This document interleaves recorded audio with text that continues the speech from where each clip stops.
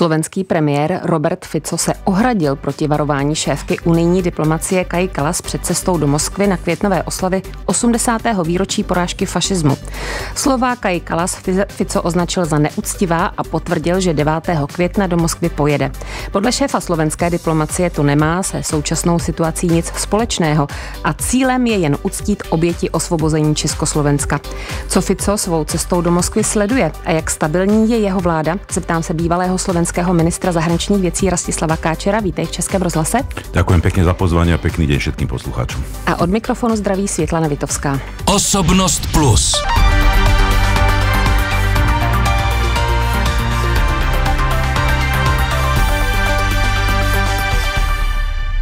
Co Robert Fico svou plánovanou cestou do Moskvy sleduje?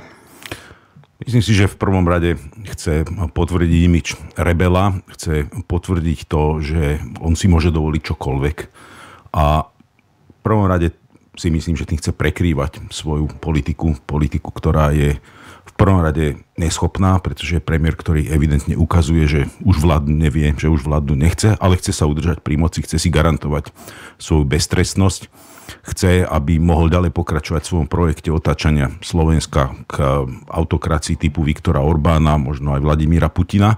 A táto kontroverznosť mu v tom pomáha, pretože ak potom nesie kritika za spôsob jeho vládnutia, za spôsob jeho fungovania, tak on to vždy odbije slovami takými, ako si uvádzala v tej znelke, že oni ma kritizujú len za to, lebo nerobím to, čo odo mňa chcú, lebo som taký rebel, lebo mám iný pohľad na veci, preto ma kritizujú. Toto je jediný jeho cieľ. Slovenský ministr zahraničních věcí Juraj Blanár tvrdí, že Fico jede jen uctít oběti osvobození Československa a že to se současnou situací a válkou na Ukrajině nemá nic společného. Nemůže to tak být? No, ku tomu by som mal možno dve poznámky. Prvá je tá, že myslím, že aj Česi, aj Slováci, my obzvlášť, by sme mali prestať hovoriť o oslobodení sovietskou armádou. Oslobodenie, tak syntaxu obsahu toho slova. Oslobodenie znamená priniesť niekomu slobodu. Prechod Sovietskeho frontu a porážka fašizmu, a myslím si, že toto je ten korektný výraz, porážka fašizmu, nám nepriniesol slobodu. Ani Čechom, ani Slovákom. Vždy ma mrzelo, že vojska generála Pattona sa zastavili pri Plzni a otočili na základe dohody, ktorá tu bola. Pretože ako vyzerá oslobodenie, sme videli v inej časti Európy. Aj v samotnom Nemecku, ktoré napokon, keď sa pozrieme 10 rokov po vojne, ako bolo politicky, ako dokázalo si zobrať lekciu z toho, stalo sa demokratickou, prosperujúcou krajinou, jednou z najúspešnejších na svete. To bolo oslobodenie. Západný front bolo oslobodenie. Prechod sovietských vojsk bola porážka fašizmu a je na mieste samozrejme si pripomenúť porážku fašizmu. Fašizmus bol zlý režim, odsúdenia hodný režim. Je na mieste si pripomínať obete, ktoré stáli za porážkou fašizmu. Ale dnes ešte k tej ďalšej dodatočnej dávke cynizmu, kde teda ako slobodne vnímame justičné vraždy 50. rokov, Jakimovské bane, likvidovanie kláštorov, kostolov a celú šialenú komunistickú diktatúru, vyvlastňovanie, asi peklo, asi najväčšie peklo, ktoré sme zažili za ostatných 80 rokov. Tak jednoducho, no dnes tam ísť, navyše k tomuto je na pozadí všetkých mŕtvych, znásilnených, zbombardovaných, deportovaných detí. Proste tom, čo sa deje na Ukrajine, to je cynizmus. A tretia vec, pozrime sa na zoznam tých a počkajme si na tie fotky. Kto tam bude? Proste stáť na tribúne vedľa krvavého diktátora, kde mašírujú krvavé vojska, vraždiace vedľa v našom susedstve, s nechutnými plánmi a stáť vedľa ľudí, ako je Lukašenko a iná galerka tých najhorších diktátorov sveta, no tak to je pre mňa ako človeka, ktorý 30 rokov zastupoval Slovensko a snažil sa o to, aby sme boli slušnou krajinou, aby sme sa inšpirovali slušnými vzormi, tak to je dosť šialená predstava. No, šéfka unijní diplomacie Kaja Kallas upozornila, že kvůli válce, kterou Rusko vede v Evropě, nebude případná účast unijních lídrů na oslavách konce druhé světové války v Moskvě brána na lehkou váhu. Tak nám to přelož z té diplomatické řeči do řeči normální. Viete, my nebereme v úvodzovkách na ľahkú váhu deviáciu Viktora Orbána už viac ako 10 rokov. A myslím si, že to bola obrovská chyba. A keď som tam slúžil ako veľvyslanec medzi rokmi 2013 a 2018, patril som k tým, ktorí hovorili, zaoberajme sa touto deviáciou, aj strategickou, ale aj vnútornou demokratickou, pretože to bude slúžiť ako vírus slušnej spoločnosti. A dneska to tak je. A Robert Fico je pokračovaním tohoto chorého vírusu, odklonu od demokratických hodnôt, ale aj odklonu od strategickej normálnosti. Pretože ísť s Ruskom, ako v čom nás pre Boha môže tento systém inšpirovať. Napriamo k tej otázke, bohužiaľ Európska únia má veľmi obmedzený repertoár toho, čo môže použiť proti takýmto rebelujúcim krajinám. Pri princípe konsenzus -1, čiže ak by ešte sa bývalo rozhodovalo o Maďarsku, tak sa mohlo, pretože Slovensko, pokiaľ malo normálnu vládu, normálnu európsku vládu, tak ako ich dneska zvyšok ostatných, tak sa dalo s tým niečo urobiť. Dneska Viktor Orbán má spojenca v Robertovi Ficovi, Robert Fico má spojenca vo Viktorovi Orbánovi, dvaja dokážu efektívne blokovať všetky možné mechanizmy. Takže som zvedavý, čo chce použiť Európska únia dovnútra, keď sa dvaja takýmto spôsobom zgengujú. Nebude to úplne jednoduché, toto si naozaj treba uvedomiť. Čo sa ja obávam, je, že ten vývoj, na ktorý sa pozeráme dneska, posunie Európu tam, že na pôdoryse tej koalície ochotných, coalition of willing, do ktorého dneska iniciatívne sa pripája Veľká Británia, Nórsko, aj krajiny, ktoré nie sú členskými štátmi Európskej únie, vzniká nová Európa, ktorá bude mať silnejšie mechanizmy aj na svoju vnútornú obranu, čiže nielen navonok, ale aj do svojich vnútorných mechanizmov, a ktorá jednoducho sa poučí tým, že takáto deviácia strategická a demokratická, ako predvádza Viktor Orbán a dneska Robert Fico v zrýchlenom tempe, aby si vybudovala efektívnu imunitu, ktorou dnes nemá. A co myslíš, že tady Evropská unie udělá? Jak se s tím vypořádá? Protože Robert Fico řekl, že slova Kajkala jsou neúctivá. Na Facebooku napsal, že jemu nemá kdo přikazovat, kam má nebo nemá jet, že on je legitimním premiérem suverénního státu. I když se státy členské Evropské unie zavázaly už v roce 2022, že na oslavy konce druhé světové války do Moskvy nepojedou, tak vymahatelné to není. Nie je to vymahateľné, ale je to presne v takom štýle Roberta Fica. On rád zo seba hrá takého mača, takého, že vy mi nebudete hovoriť, čo ja môžem robiť. A ako predseda vlády dovnútra rád natáčal také videá, kde si... Je to presne v štýle Vladimíra Putina, kde vedúci sedí za stolom a zavolá si svojich poddaných a tým poddaným rozdáva úlohy a hovorí, to je nepripustné, aby rožky stáli toľko a maslo a zabezpečte to, a robí tam zo seba takého mača. A realita je tá, že predseda vlády v našom ústavnom poriadku nie je žiadny mačo. Je to primus inter pares. A v Európskej únii takto si dovolovať voči premiérke, bývalej jeho kolegyni, premiérke Estónska, ktorá je mimoriadne úspešnou premiérkou, mimoriadne úspešnej krajiny v transformácii. Je to také predvádzanie sa pre domáce publikum a samozrejme, že to je mimoriadne urážlivé. A co na to říká domácí publikum? Co na to říkají Slováci? Jak silná je občanská společnost? Jestli protestuje proti tomu, že Fico už podruhé míří do Moskvy? Protesty sú takmer permanentne od jeho prvej cesty do Moskvy, od začiatku roka, kedy na píku tých protestov sa stretávalo viac ako 100 000 ľudí v jeden deň po Slovensku, v rôznych mestách, aj v takých mestách, kde by to človek neočakával, že je možná takáto občianska mobilizácia, že niekoľko tisíc ľudí príde v malých okresných mestách. Efekt? Ja som presvedčený, mnoho ľudí kladie túto otázku, že či to má efekt a že či to dáva zmysel. Ja som presvedčený, že to efekt má a že to zmysel dáva. V prvom rade pre každého, kto je nespokojný s takýmto vývojom, koho takýto vývoj uráža, koho takýto vývoj znepokojuje, je morálne správne ísť a dať najavo verejne svoj postoj k tomuto, a ľudia to robia a to je dobre. Druhá vec je, ukazuje to zaujímavé osobnosti z regiónov. Ja na mnohých protestoch som osobne bol, na viacich miestach Slovenska. Bol som na prvom proteste ako rečník spolu s veľmi populárnym hercom Trojanom v Bratislave, keď vlastne bol prvý z tých protestov. Tam sa zišlo tedy obrovské množstvo ľudí.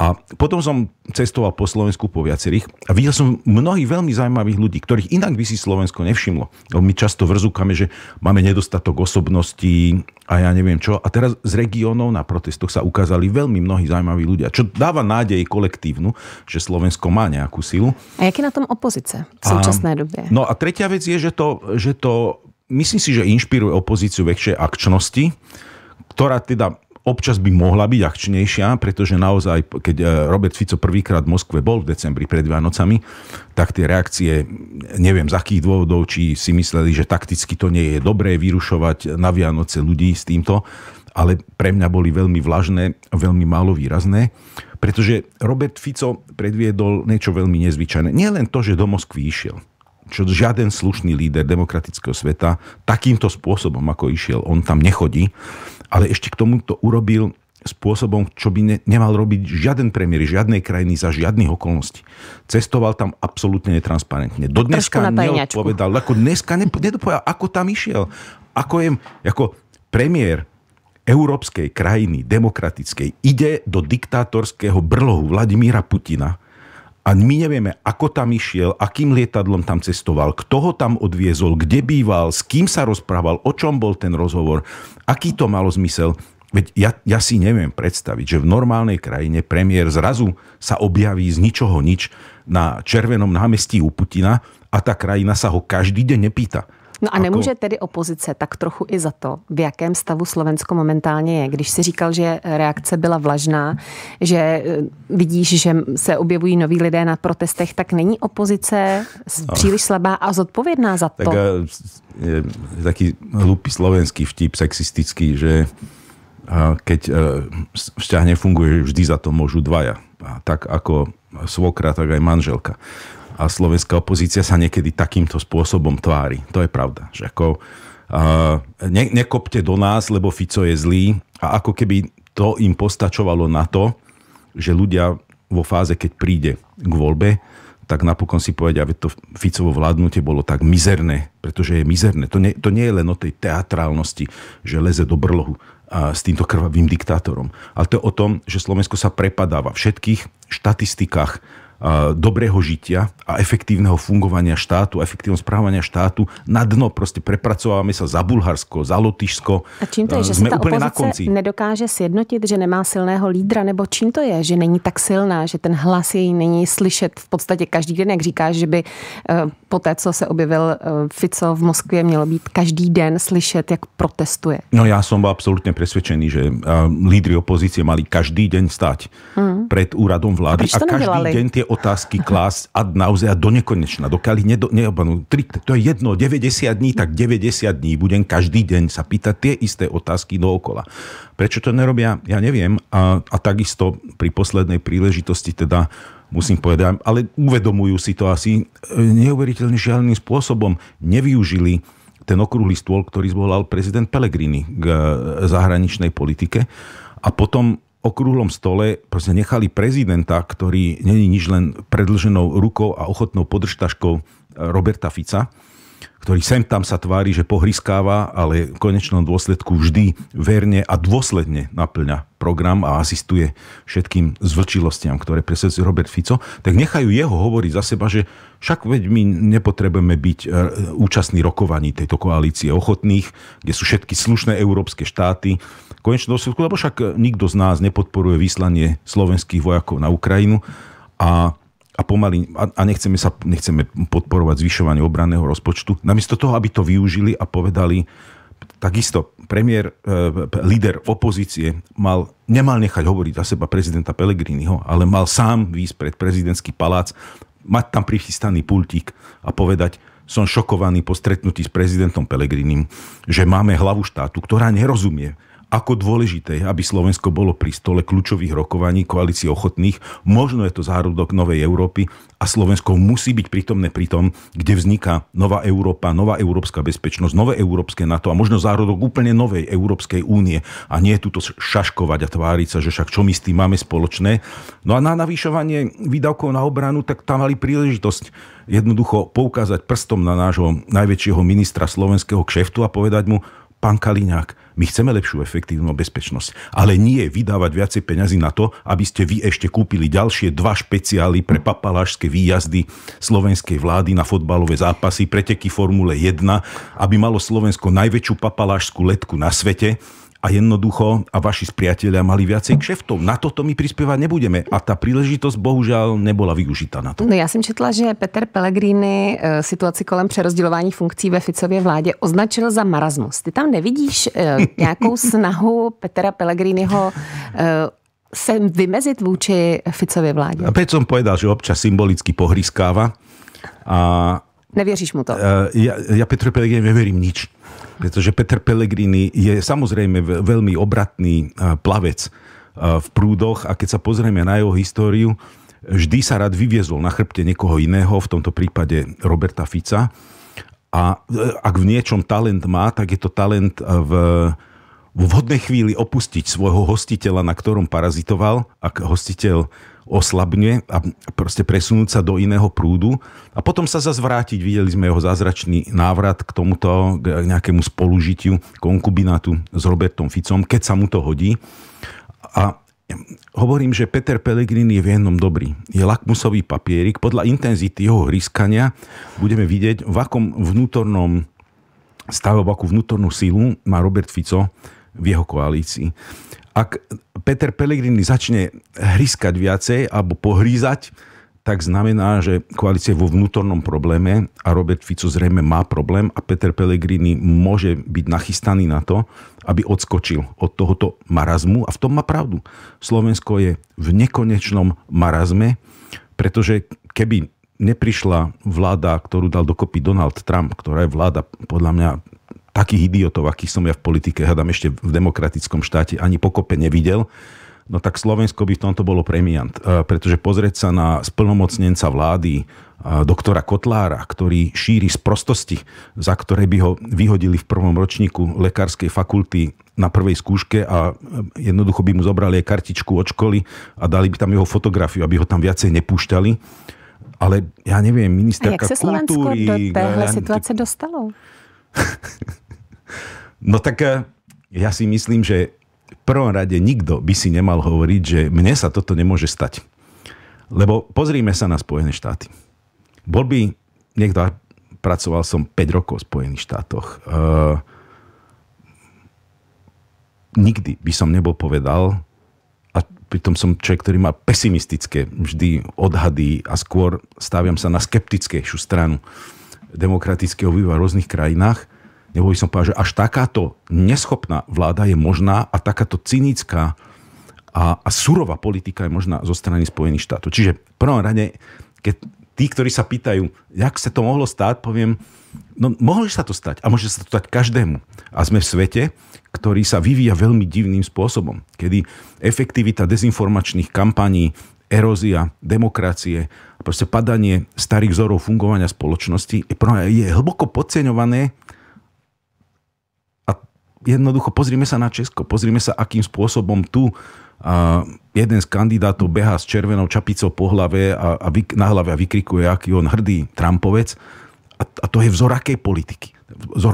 Toto my máme obdivovať. A Robert Fico napokon to vidí, prikláňal sa k Trumpovi, obhajoval Trumpa, bol na strane Trumpa pred voľbami. Za čo sa mu Trump obmenil? Ako, že mohol ísť na kongres neokonzervatívcov, aby som povedal neofašistov, aby sa mu tam pchal do zadku, tak ako to on sám rád hovorí. Donald Trump povie, no vidíte, ako mi doslovne to povie, to nie sú moje slova, jeho slova, lížu zadok. A Robert Fico to predviedol a za odmenu dostáva 20% clá, ktoré Slovensko postihujú maximálnym spôsobom a ukazuje nám, ako sa robí okupačná zmluva o drancovaní prírodných zdrojov Ukrajiny za to, že jej neposkytne na oplatku absolútne nič. Nemorálna politika. Ani vy v Čechách nie ste imunní voči tomuto a nemyslíte si, že sa vám to nemôže stať. A ja samozrejme som jeden z tých, ktorí sú ochotní urobiť všetko preto, aby sa to nemohlo stať. Mám obrovský vzťah k tejto krajine a z tohto dedičstva Čechov a Slovákov si myslím, že to bol fantastický projekt a mali by sme vzájomne si dávať na seba pozor ako priatelia a povedať, OK, poklzol si, ale ja ti pomôžem všetko robiť preto, aby si do toho bahna nezapadol úplne po uši a naopak a vzájomne. Říká můj dnešní host Rastislav Káčer. Posloucháte Osobnost Plus. Atraktivní hosté a moderátorka Světlana Vitovská. K jejich rozhovoru se můžete vrátit také na webu plus.rozhlas.cz, v aplikaci Můj rozhlas a v dalších podcastových aplikacích. Ty už jsi mluvil o tom, jak Robert Fico je přichýlený k Viktoru Orbánovi. Andrej Babiš taky obdivuje Viktora Orbána. Ty znáš všechny tři, ty muže. Áno. Co mají společného? Paradoxne sú všetci traja veľmi odlišné osobnosti. Myslím si, že z nich najzaujímavejší človek je Viktor Orbán. Je to človek, ktorý je talentovaný v manipulácii s mocou a talentovaný je v tom, že pochopil, ako tú krajinu vedieť efektívne uniesť, ale prezentovať to ako veľkú ideu. On je v tomto, on by mohol byť skutočne možno prirovnateľný niečo k Trumpovi, dokázal prísť s príbehom, ktorý je síce falošný, ale dokázal byť ten príbeh presvedčivý a dokázal strhnúť na svoju stranu ľudí. Urobím Maďarsko veľké. A že ako keby ten jednoduchý príbeh, pretože to, čo má Robert Fico s Viktorom Orbánom spoločné, je korupcia, kradnutie, tak Orbán ho dokázal zabaliť do ušľachtilej idei. Celý svet nám vždy ubližoval, Trianon bola veľká krivda. Takže to je sofistikovanejší spôsob vládnutia. Je to absolútne sofistikovanejší spôsob vládnutia. Je úchylný, je zlý, stavia na zlých premisách. Tej krajine sa strašne jedného dňa spätne vypomstí, ale dokázal z toho urobiť nejakú ideu. A tým za odmenu mu aj tá krajina, ten národ nejakým spôsobom prepáči, alebo je tolerantnejší k tomu, že si postavil štvorkrídlový kaštiel s parkom, zoologickou záhradou. A kdyby si měla jít něco společného, co mají Orbán, Babiš a Fico, tak co by to bylo? Túžba pomoci, veľká túžba pomoci. A jak moc jim v tom způsobu vládnutí, vidění světa nahrává to, že u moci je Donald Trump? Všetkých troch spája bezhodnotový oportunizmus. To znamená, že sú schopní absolútnych prevratov a obrovských veletočov v tom, kto vlastne sú a akí sú. Lebo keď sa pozrieme na Viktora Orbána, tak z liberála, ktorý vystupoval ako antireligiózny človek, ktorý protestoval proti návšteve pápeža Jana Pavla II. V Budapešti, ktorý sa profiloval ako absolútne klasický liberál, tak sa stal zrazu nacionalista, až by som povedal moderný európsky neofašista, pretože tento nacionalizmus tohto typu prerastá po celom svete do moderného neofašizmu. Toto sa týka aj Donalda Trumpa. A Robert Fico takisto od lavičiara, ktorý vyrastol v generácii politikov, ktorí skutočne boli podľa mňa normálni európski sociálni demokrati, ako nebohý Jozef Stank, ktorého si budete aj tu pamätať z Prahy, už je to síce niekoľko rokov, Peter Weiss, bývalý minister Fogáš, Vtáčnik, ako skutočný lavičiari, tak prerastol od lavičiarstva k tretej ceste, k akémusi rebelstvu a dneska ku neokonzervativizmu až neofašizmu, pretože naozaj reční dneska na sypaku, tak to je ako si nacapiť na seba nič iné, len odznak moderného svetového neofašistu. No a Andrej Babiš v tomto je ešte taký zvláštny druh. Uvidíme, ako sa vyfarbí v tej kampani, lebo neviem, ako mu ten trumpizmus bude teraz fungovať. Po tom, čo vidíme... No, on už se trošku stáhnul, protože zjistil, že to nefunguje. Ale řekni mi, jestli se obáváš toho, že opravdu nás čeká změna světového řádu, jak o ní mluví spousta politiků, spousta komentátorů. Bude se ten svět opravdu zásadně měnit a změní se a to, co jsme znali doteď, už prostě nebude? No, on sa mení. My už tam sme. To není, že či nám to hrozí. My už v tom procese sme. Takéto veci v svetovej histórii sa nikdy nediali zo dňa na deň. To není, že tunguský meteorit. Toto je evolučný vývoj. A to riziko je obrovské, že sa zmení takým spôsobom, že pre malé alebo menšie krajiny, a Slovensko a Česko sú, Slovensko je malé, Česko je stredná krajina, menšia skôr z tohto pohľadu, to riziko je obrovské, pretože ten predchádzajúci svetový poriadok po druhej svetovej vojne bol postavený tak, aby v ňom hrali aj úlohu malé krajiny, ktoré spoločnou váhou sú reprezentované a nemôžu byť znásilňované.